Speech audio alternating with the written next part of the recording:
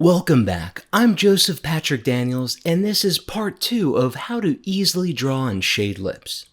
If you haven't watched part 1 yet, please jump back to the previous video. Again, this exercise is part of a larger course I teach on traditional drawing I've created for beginners, how to draw from beginner to master. It's available online on demand, so if you'd like to watch a preview of the course, just click the link below and it will take you to my site. Okay, I'll jump back in from where I left off. I'll build up the value on this plane as well.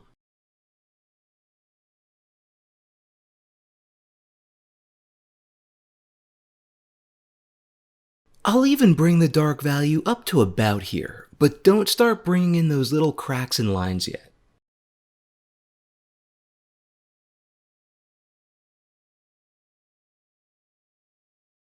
In fact, what I'm going to do next is lighten some of these cracks and creases using my detail eraser.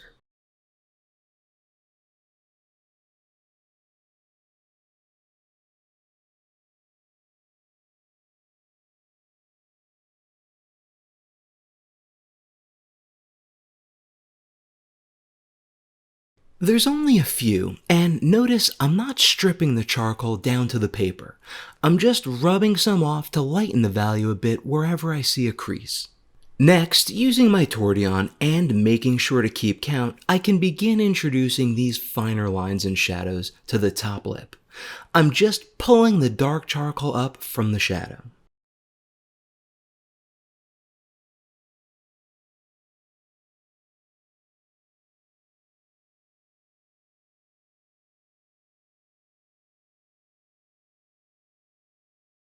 Look for the direction these creases are going in, from right to left.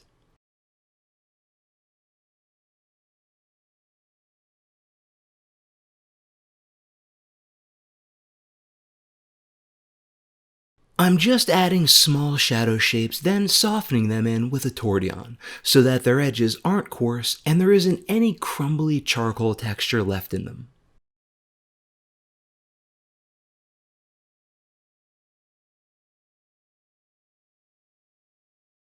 Be sure to clean it off before softening the lighter shapes.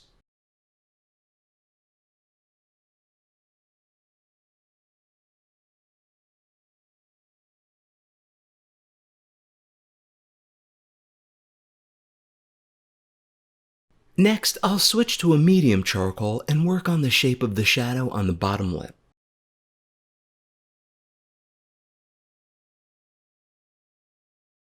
I'm using a scumbling technique here and gradually building up the value. Look for the shadow's diameter, its angle, its value, how soft its edges are, and add any small shapes and details you see.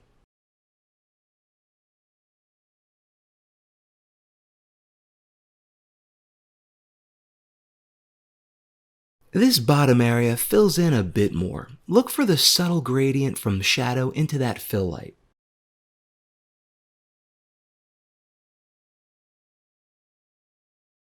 I'm shading around this light shape next to the lip.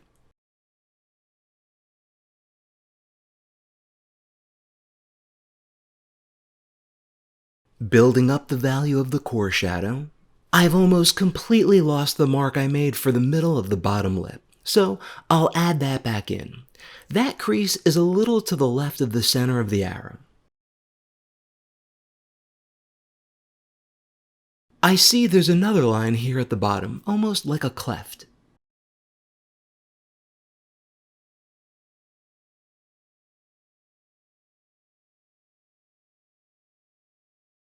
Once that shadow shape is in, I'll switch to a tortillon and begin to integrate it into the rest of the bottom lip.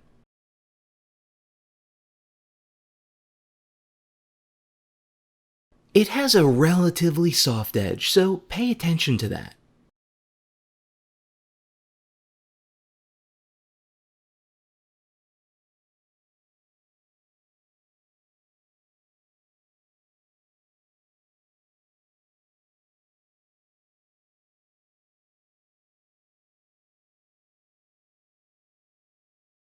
This can still get a little softer.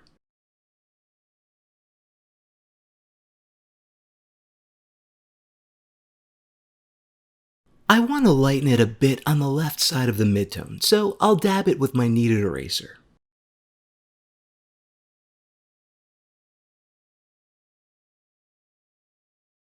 Then I'll adjust it with my light charcoal and soften that all in using a blending stick.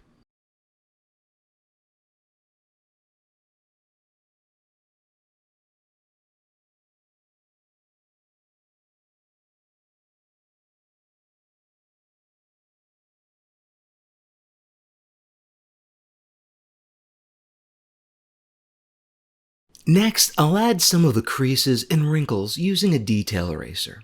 Again, I'm not erasing these shapes down to the gray-toned paper. I'm just using this tool to reduce the value where the light hits the texture of the lips.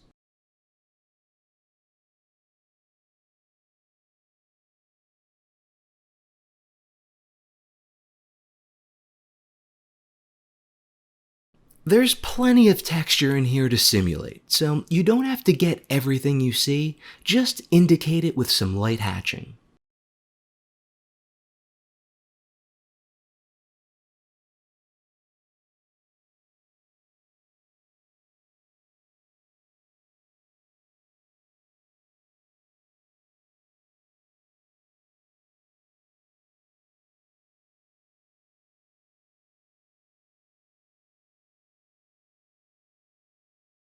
I see some spots up here where there are some light lines in the texture between the subject's skin and where it transitions into lips. Again, I'm not trying to keep count, the cracks are far too small. I'm just indicating a texture by using a hatching pattern, and letting the phenomenon of pareidolia do the work for me. I see it all along the top lip as well. For those of you who didn't take my full course and just found this video on YouTube, pareidolia is a term we discussed during one of the lectures on creating textures. It's a trick that all artists use, taking advantage of something your mind does, where it fills in a natural texture if you give it a basic pattern. See how up close this is just hatching, but when I zoom out, it appears to be cracks on a person's lips. That's the effects of pareidolia. Let's get into what's happening here on the right side of the bottom lip. It's all very subtle, so I'll start with a tortillon. Then I'll come back in with a detail eraser and sculpt the shape of this edge while adding a texture using short hatching strokes. I'm calling this technique hatching for lack of a better term, but it really doesn't fit the criteria. First, as you can see, the motion I'm using is going inward.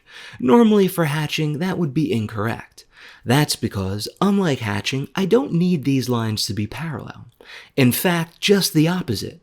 I want them to be random, so the inward motion I'm using is actually beneficial to the technique. Doing this gives the drawing a more natural look.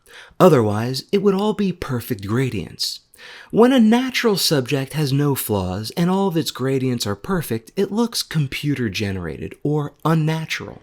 So we need to add textures that almost have a random pattern to represent nature's complexity. Short hatching lines are a powerful tool used to create this and many other texture effects. Okay, that looks good. Next, I'll begin omitting the highlight texture on the bottom lip. As I explained in the last set of lips, I prefer to work from the middle outward, doing my best to keep count of each light spot. A tip to make this easier is to use your finger or the point of your tortillon to help your eye focus back and forth without losing your place.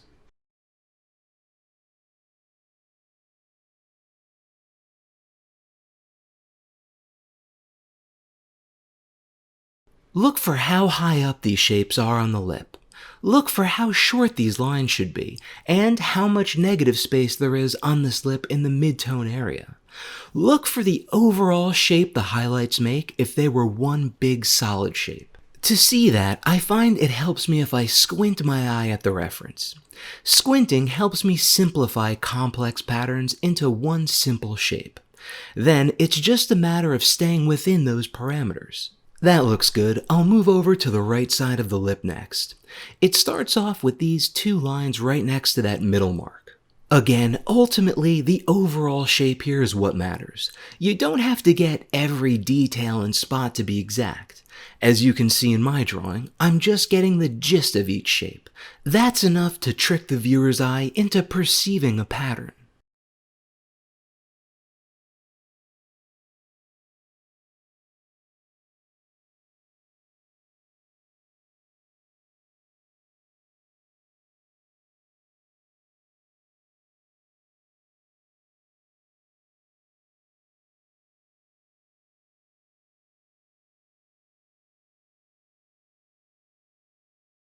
And remember, you're going to draw over all of this with white charcoal, so this is a low pressure step in the process. I'll just brush some of these eraser shavings off.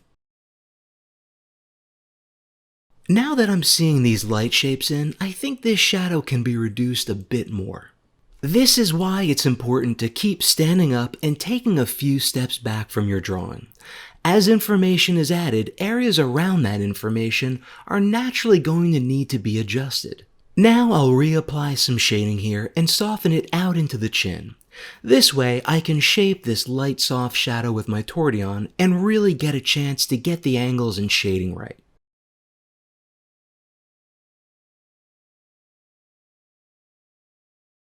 I'll use my blending stick to get this light soft shape in here on the side.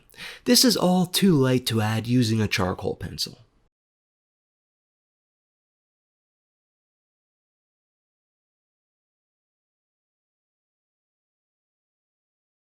Now I'll add this slightly darker shade to the side of the lip.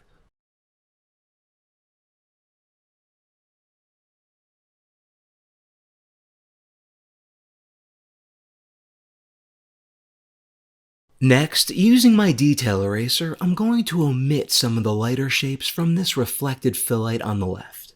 I'm placing my blending stick here to help me isolate the area in my mind, and I'm starting by just omitting this light line. Focus on one shape at a time.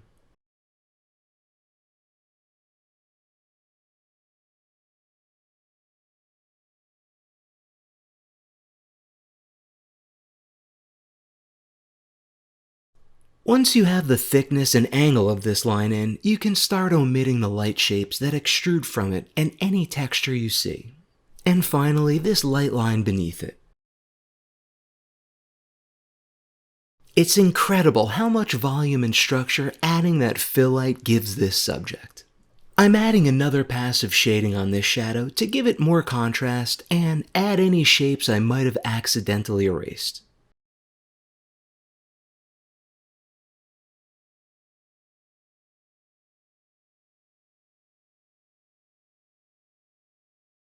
And soften it.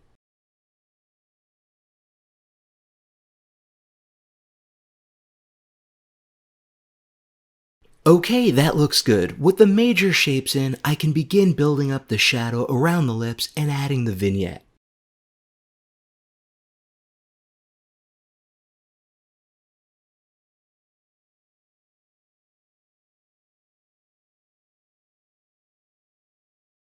I'll use my blending stick for this so I can sweep that charcoal and softly blend it outward.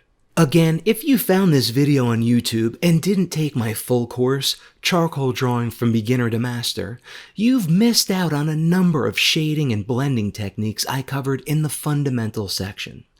If you'd like to preview the course, just click the link to my website in the description of this video and you can watch a trailer. The full 26-hour course is on sale for only $32 right now.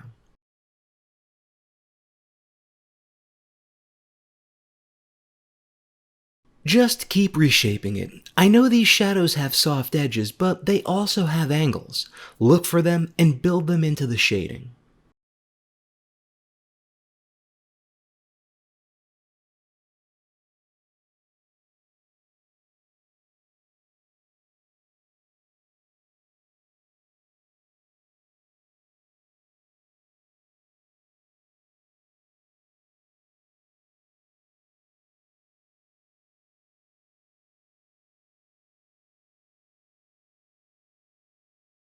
I'll switch to a dark charcoal and build up the dark some more.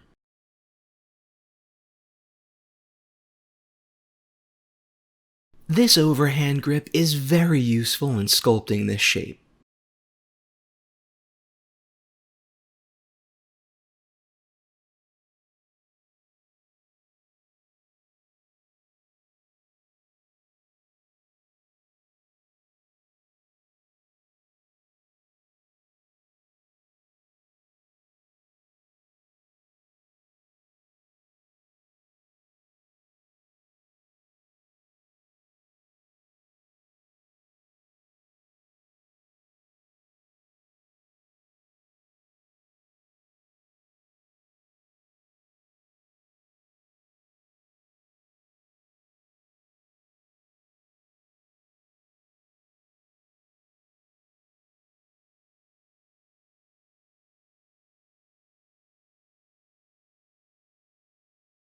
Again, as I've said, if you don't have a detail eraser for this, you can make do with a kneaded eraser by sculpting it into a point.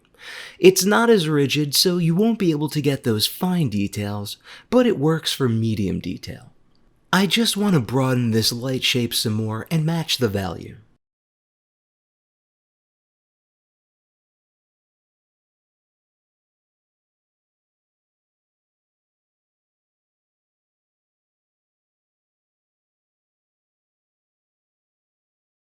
I'm going back into this area and omitting more small detail and lines. I often do 2 passes over areas with a lot going on. The more times you re-examine an area, the more detail you'll find.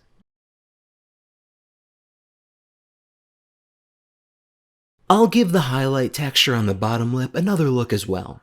I suggest you do the same. Any changes I'm making are specific to my drawing, so I'll speed this up a bit. And I've lost that cleft along the way while I was smudging, so I'll bring it back in. Okay, this video is getting too long, so I've broken it up into 2 parts. So please jump to the next video, Drawing Lips Part 4, for the last section of the exercise, where I'll finish walking you through the shading stages and applying white charcoal. Please like and subscribe to my YouTube channel for more great tips on traditional drawing and painting techniques. And visit my online art school, the Beginner to Master Art Academy, if you'd like to preview the full course, as well as oil and acrylic painting courses for both beginners and experienced artists. Start your journey today.